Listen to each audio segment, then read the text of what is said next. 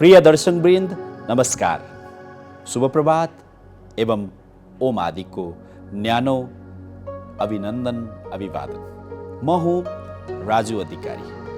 परम पूज्य बालयोगी आदित्यज्यूले आविष्कार गर्नुभएका, रचना गर्नुभएका, अभिव्यक्त गर्नुभएका सुविचार, दिव्यवाणी र गुरुवाणीहरूलाई समेटेर हामी यहाँहरूको ज्ञानवर्धनका लागि पस्कँदै आइरहेका छौँ।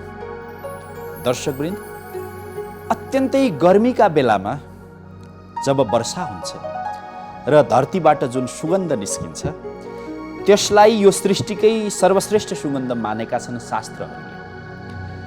र आध्यात्मिक क्षेत्रमा सुगन्ध के हो भन्दा ती अक्षर, शब्द र ज्ञानहरूलाई मथेर जब बाणीको रूपमा सत्पुरुषहरूले राख्नुहुन्छ त्यो त्यत्तिकै ज्ञानमय सुगन्ध हुने गर्छ। परम पूज्य बालयोगी आदित्यज्यूले लेख्नुभएका, कथ्नुभएका, रच्नुभएका बाणीहरू र ती बाणीका एक एक अक्षर र शब्दहरू परम सुगन्धित छन्, सुगन्धमय छन्।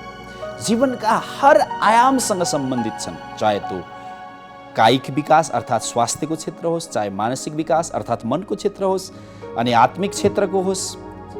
जीवन र जगतका हरेक आयाममा पूज्य गुरुदेवले कलम चलाउनु भएको छ। आजको श्रृङ्खलामा हामी परम पूज्य गुरुदेवले स्वास्थ्य सम्बन्धित प्रदान गर्नुभएका केही गुरुवाणीहरू र अरू थप केही गुरुवाणीहरू यहाँहरूलाई पस्कँदैछौँ। स्वास्थ्य तपाईँ हाम्रो अमूल्य, अद्वितीय र अनमोल सम्पत्ति हो। स्वास्थ्य भन्ने बित्तिकै त्यस्तो धन हो जो न अंश लगाउन सकिन्छ, न बाबु बाजे पूर्वजहरूबाट अंशमा लिन सकिन्छ, आफैले कमाउनुपर्छ। त परम पूज्य गुरुदेवले स्वास्थ्य कमाउने सूत्र हामीलाई गुरुवाणीहरूका माध्यमबाट दिनुभएको छ। आउनुहोस्, श्रवण गरौँ। स्वस्थ र सुरक्षित जीवन नै भविष्य सुनिश्चित पार्ने आधार हो। पूज्य बालयोगी आदित्यज्यू स्वास्थ्यका विषयमा अत्यन्तै कुशल प्रशिक्षक हुनुहुन्छ। दर्शकवृन्द, यहाँहरूलाई र यो आवाज सुन्दै गरेका सबैलाई अनौठो लाग्न सक्छ। कहिलेकाहीँ पूज्य गुरुदेव औषधि पनि लेखेर दिने गर्नुहुन्छ, यो खाने, यो नखाने। आफ्नो शरीरको स्वास्थ्य जाँच गर्न जब अस्पताल जानुहुन्छ, उहाँको शारीरिक अवस्था देखेर डाक्टरहरूले, चिकित्सकहरूले अनेकौँ परीक्षण गर्छन्। पूज्य गुरुदेव लेखिदिनुहुन्छ कि मलाई धेरै परीक्षण गर्नु पर्दैन, किनभने शरीरमा कुनै पनि रोग छैन। एकपटक उहाँलाई चिकित्सकहरूले ढिपी गर्नुभयो, हजुरका शरीरमा हामीले सिटी स्क्यान गर्नै पर्ने हुन्छ। पूज्य गुरुदेवले लेखिदिनु भयो, गरे पनि यही रिपोर्ट आउने हो। उहाँले अगाडि नै रिपोर्ट लेखिदिनु भयो, नभन्दै ठिक त्यस्तै रिपोर्ट आयो। त परम पूज्य गुरुदेव एक स्वास्थ्य सूत्र दिने महान आयुर्वेदज्ञ पनि हुनुहुन्छ। प्रस्तुत गुरुवाणीमा पूज्य गुरुदेवले लेख्नु भएको छ कि स्वास्थ्य बिमा गर्नु भनेकै कहिल्यै पनि रोगको शिकार नहुनु हो। अर्थात् भविष्य सुनिश्चित र समुज्वल बनाउने हो भने आफ्नो वर्तमान स्वास्थ्यलाई सुरक्षित पार्नुपर्छ। र सुरक्षित र सन्तुलित स्वास्थ्य नै सुन्दर भविष्यको आधारशिला हो भनेर पूज्य गुरुदेवले प्रस्तुत गुरुवाणीमा अभिव्यक्ति दिनुभएको छ। दर्शकवृन्द, परम पूज्य गुरुदेवका सामुन्ने अनेकौँ जिज्ञासुहरू आउने गर्नुहुन्छ। तीमध्ये धेरैजसोको समस्या र सवालको विषय स्वास्थ्य नै हुने गर्छ। त्यसैले स्वास्थ्य सम्बन्धी गुरुवाणी उहाँले बेला बेलामा दिँदै आउनुभएको छ। आउनुहोस्, अबको क्रममा अर्को एउटा गुरुवाणी हामी श्रवण गरौँ। स्वास्थ्यलाई मृत्युभन्दा एक कदम अगाडि राख। वास्तवमा स्वास्थ्य र मृत्यु दुई ध्रुवका विषयवस्तु हुन्। अर्थात् स्वस्थ हुनु भनेको असमय, अकाल मृत्युवरण नगर्नु त हो। त्यसैले पूज्य गुरुदेवले कति छटामय, कति लाक्षणिक शब्दमा लेख्नु भएको छ कि जहिले पनि मृत्युलाई आमन्त्रित नगरौँ, मृत्युभन्दा अगाडि नै स्वास्थ्यलाई राखौँ। अर्थात् स्वास्थ्य बिगारेरै जानी जानी रोगलाई सडाएर, रोगलाई पकाएर, रोगलाई बेवास्ता गरेर अल्पायुमा जीवन त्याग नगरौँ, अकारण मृत्युवरण नगरौँ भनेर पूज्य गुरुदेवले समाधान दिनुभएको छ। र वास्तवमा एकजना जिज्ञासु शिष्यलाई केही विशेष सन्देश दिने क्रममा प्रस्तुत गुरुवाणी लेख्नु भएको हो कि एकजना जिज्ञासु साधक उहाँ अलमलमा हुनुहुन्थ्यो। अपरेसन गर्नुपर्ने थियो कुनै सानो रोगको, जाउँ कि नजाउँ भइरहेको थियो। पूज्य गुरुदेवले यो गजबको परामर्श दिनुभएको थियो। दर्शकवृन्द, तपाईँ हामी पनि प्रस्तुत गुरुवाणीलाई आधार मानेर यदि हामी अलमलमा छौँ, द्वन्द्वमा छौँ, दुविधामा छौँ, जाउँ कि नजाउँ, यो उपचार गरौँ कि नगरौँ, आफै ठिक हुन्छ कि भन्ने अवस्थामा छौँ भने छिटोभन्दा छिटो स्वास्थ्यको ख्याल राखौँ, उपचारमा लागौँ। यो अपिल प्रस्तुत गुरुवाणीले तपाईँ हामी सबैलाई गरेको छ। दर्शकवृन्द, आउनुहोस् अबको क्रममा अर्को एउटा फेरि स्वास्थ्य सम्बन्धी नै गुरुवाणी हामी श्रवण गरौँ।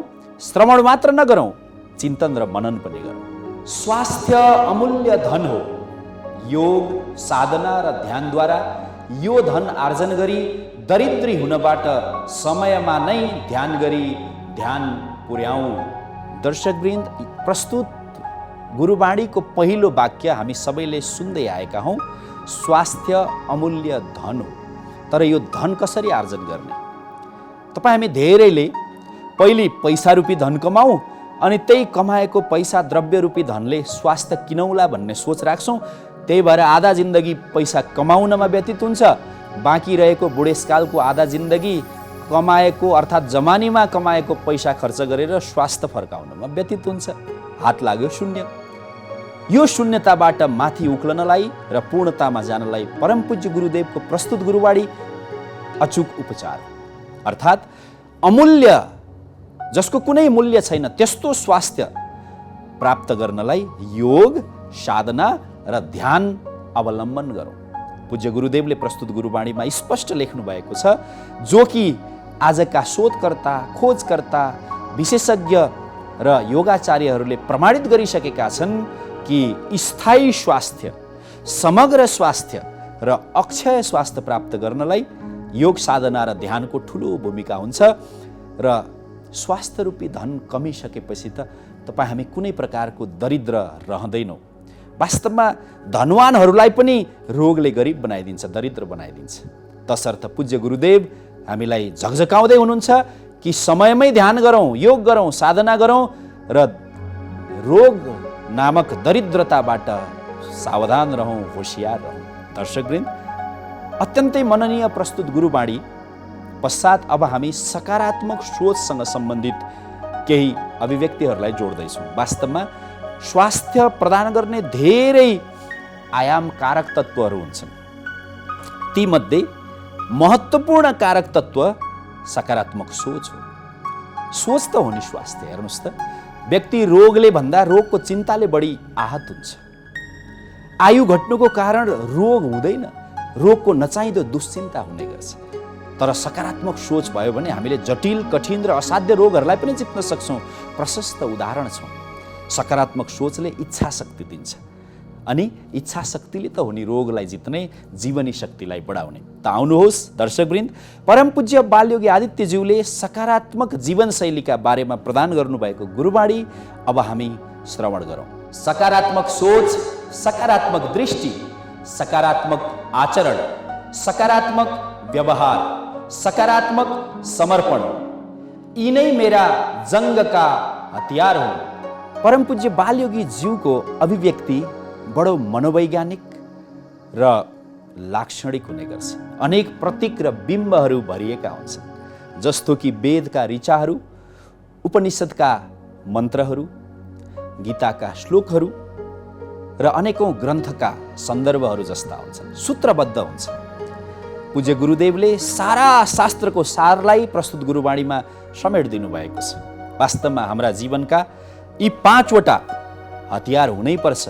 पूज्य गुरुदेवले स्पष्ट बताउनु भएको छ, स्पष्ट जनाउनु भएको छ कि मेरो आफ्नो जीवनका युद्धका हतियार चाहिँ प्रस्तुत 5 हुन्। सकारात्मक सोच, सकारात्मक दृष्टिकोण, सकारात्मक आचरण, सकारात्मक व्यवहार र सकारात्मक समर्पण। आदरणीय दर्शकवृन्द, प्रस्तुत 5वटा आयामहरू एक अर्कोसँग सम्बन्धित छन्, एक अर्कोसँग जोडिएका छन्। केवल सकारात्मक दृष्टि राखेर मात्रै हुँदैन नि। आँखाले चाहिँ म फुलको आँखाले फुलकै संसार हेर्छु भन्ने आचरण चाहिँ नकारात्मक भयो भने त दृष्टि र अर्थात् हेराइ र गराइको बिचमा त द्वन्द्व भयो अनि त्यो त पूर्णता पाएन। धेरैजसो व्यक्तिहरू के भन्ने गर्छौँ, मेरो भित्र त राम्रै छ, मान्छेले मलाई चिन्दैन बुझ्दैन। दर्शकवृन्द, भित्रको मनोभाव राम्रो हुनै पर्छ, तर सबैले मनोभाव पढ्न त जान्दैनन् बुझ्दैनन्। त्यसकारण व्यवहार र आचरण प्रथमतः र अनिवार्यतः राम्रो सकारात्मक हुनै पर्छ। मानिसको परिभाषा उसको व्यवहार र आचरण हो। देशको संस्कार संस्कृति र देशको उचाइ समाजको उचाइ पनि व्यवहार र आचरण हो।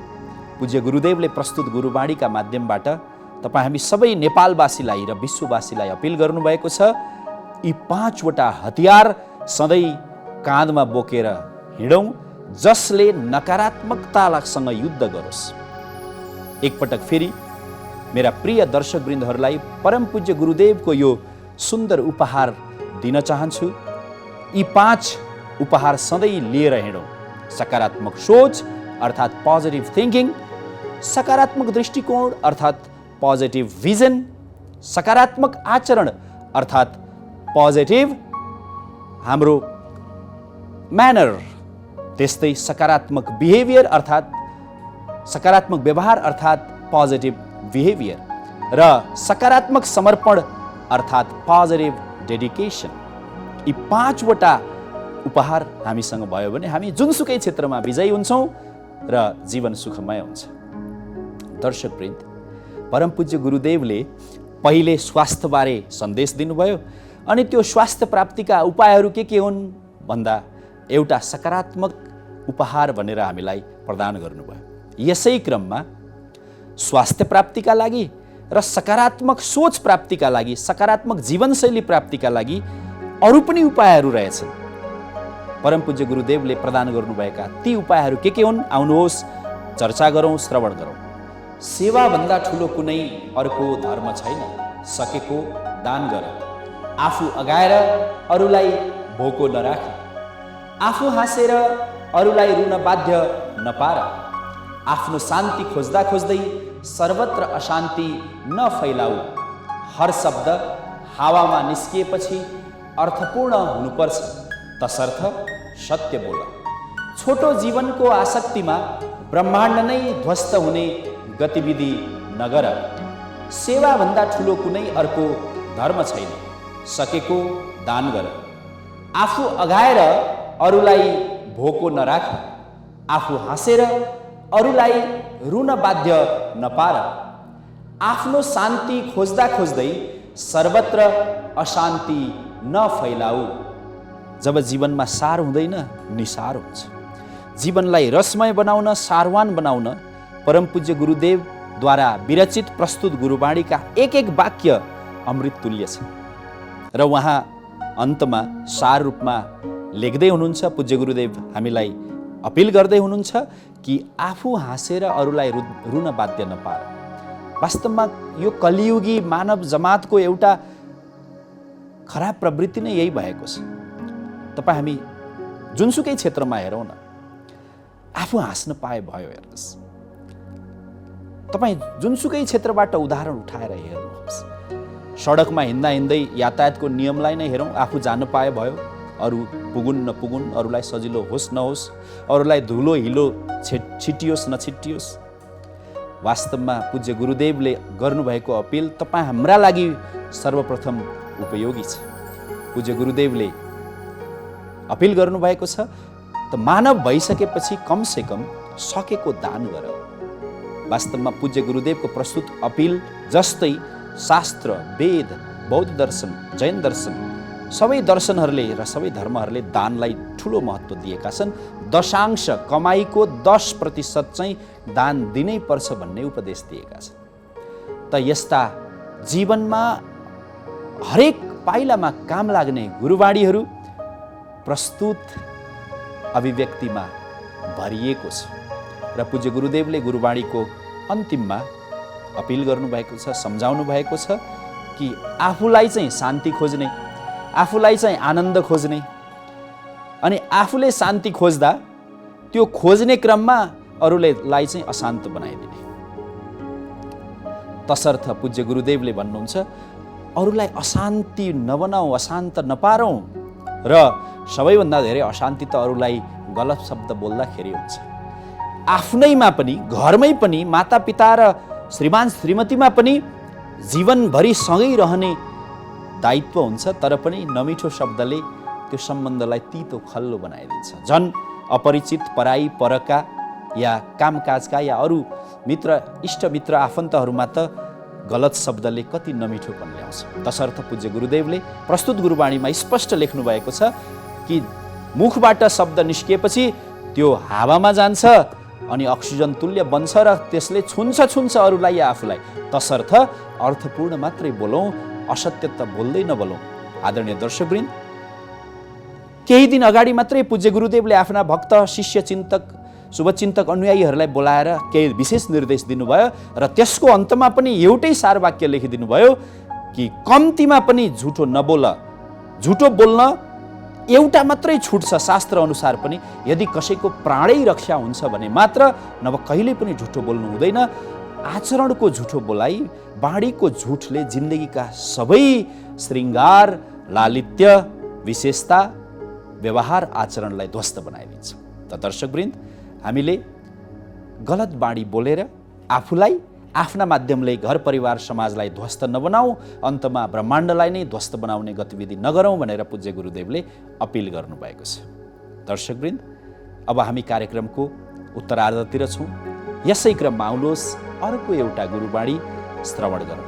खुसी हुँदा उफ्री उफ्री र दुखी हुँदा चिच्याई चिच्याई पाउ बजारी बजारी धरतीलाई कष्ट दिन्छौँ। उनीमाथि उभिएर आफ्ना खुट्टामा आफै उभिएको छु भनी गफ हाँक्न पनि पछि पर्दैन। गहन उपदेशले भरिएको प्रस्तुत गुरुवाणी तपाईँ हामी सबैका लागि मननीय छ। तपाईँ हामी प्राय के गर्छौँ? खुसीको पल आउँदा, क्षण आउँदा हामी मात्तिन्छौँ, उफ्री उफ्री कराउँछौँ, चिच्याउँछौँ। सानो खुसी त्यो मनाउनलाई ठुलो पैसा खर्च गर्छौँ र अरू धेरैलाई हामी सुनाउँछौँ। अनि दुखी भयौँ भने त्योभन्दा ठुलो आवाजमा आफ्नो कष्ट र पीडालाई पोखिदिन्छौँ। पूज्य गुरुदेवले प्रस्तुत गुरुवाणीमा यही भावना व्यक्त गर्नुभएको छ। पूज्य गुरुदेवले प्रस्तुत गुरुवाणीमा लेख्नु भएको छ कि तपाईँ हामी अर्को एउटा भ्रममा बाँचिरहेका छौँ।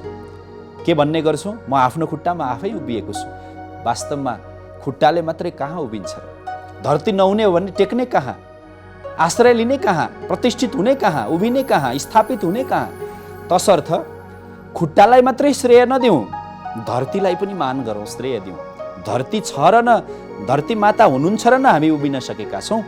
पूज्य गुरुदेवले प्रस्तुत गुरुवाणीमा एउटा उपदेश दिनुभएको छ, सन्देश दिनुभएको छ कि आफ्नै खुट्टामा उभिएको छ भनेर धरती मातालाई हेप्ने किसिमको गफ नहाँकौँ। हरेक उभ्याइ पछाडि धरती माता, जन्म दिने माता, प्रकृति मातालाई पनि सम्झने गरौँ, उहाँप्रति कृतज्ञ हुने गरौँ भन्ने भाव प्रस्तुत गुरुवाणीमा भरिएको छ।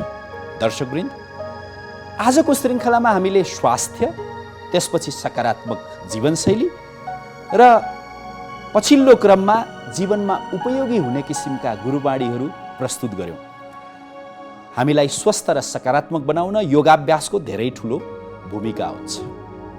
हामी यस कार्यक्रममा बीचबीचमा परम पूज्य गुरुदेवकै निर्देश र मार्गदर्शन बमोजिम योगाभ्यास, प्राणायाम र योग क्रियाहरू पनि यहाँहरूलाई सिकाउँदै देखाउँदै आइरहेका छौँ। आजको क्रममा हामी सबैलाई काम लाग्ने कुर्सी योग अर्थात् कुर्सीमा बसेर गरिने केही योगासन र योगाभ्यास यहाँहरूलाई देखाउँदैछौँ। आउनुहोस्, तपाईँ हामी कुर्सीमै बसेर भए पनि योग गरेर लाभान्वित बनौँ।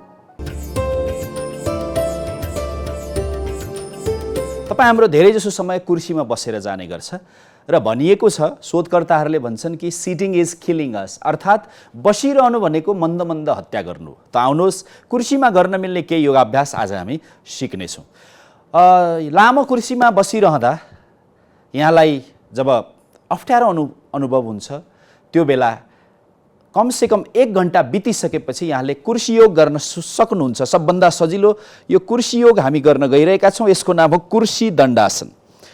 अडेस नलागिकन खुट्टालाई अगाडि तन्काइदिने, हातलाई माथि तन्काइदिएर राख्नुहोला र कमसेकम आधा मिनट नभए 1 मिनट बसिरहनुहोला अनि बिस्तारै हात र खुट्टालाई छोडिदिनु होला। यो कुर्सी दण्डासन अर्थात् आफ्नो शरीरमा उत्पन्न भएको अल्छी र आलस्यलाई दण्ड दिने यो आसन हो।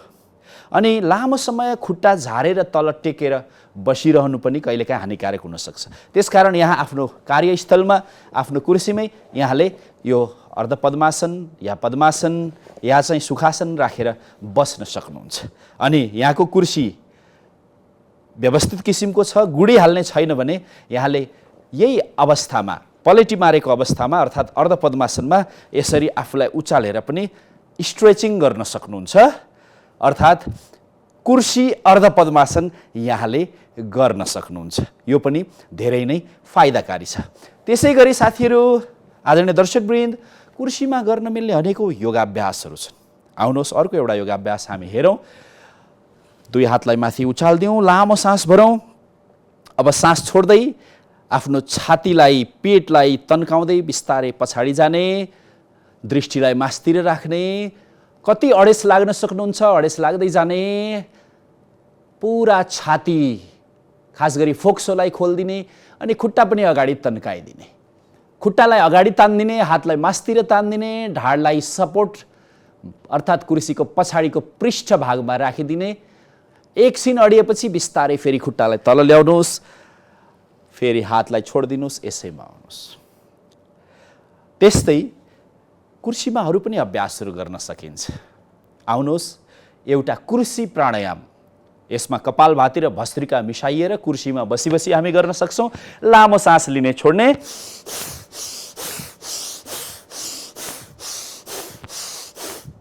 यो कुर्सी भस्त्रिका अर्थात् कुर्सी कपालभाती अर्थात् कुर्सी प्राणायाम आजभोलि 1 मिनट योग भनेर पनि प्रचलित छ। जो कामकाजी व्यक्तिहरू हुनुहुन्छ कुर्सीमा लामो समय 6 घण्टा, 7 घण्टा, 8 घण्टा, 10 घण्टासम्म बसेर गर्नुपर्ने हुन्छ, उहाँहरूले आफ्नै कार्यस्थलमा, आफ्नै वर्क प्लेसमा कुर्सी योग गर्न सक्नुहुन्छ। त अरू पनि कुर्सी योगहरू छन्। हामी आगामी श्रृङ्खलाहरूमा यहाँहरूलाई देखाउँदै जानेछौँ। अरू रमाइला र लाभकारी कुर्सी योगहरू फेरि यहाँहरूलाई देखाउने छन्। कृपया यहाँहरूलाई म अनुरोध गर्न चाहन्छु, कृपया ठाउँ छैन, समय छैन भनेर योगबाट वञ्चित नबनौँ। यतिखेर अन्तर्राष्ट्रिय योग दिवसको माहौल छ, त्यसैले तपाईँ हामी जहाँ छौँ त्यहीँ बसेर योग गरौँ, फाइदा अवश्य पाइन्छ।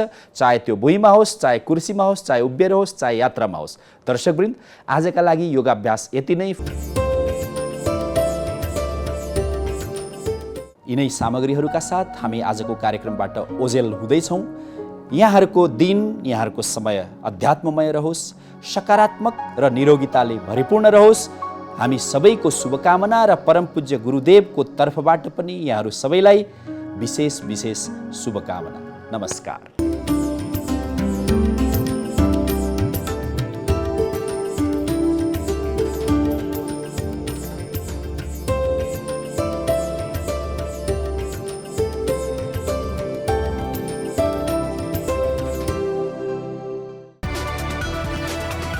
It's an AP1 presentation.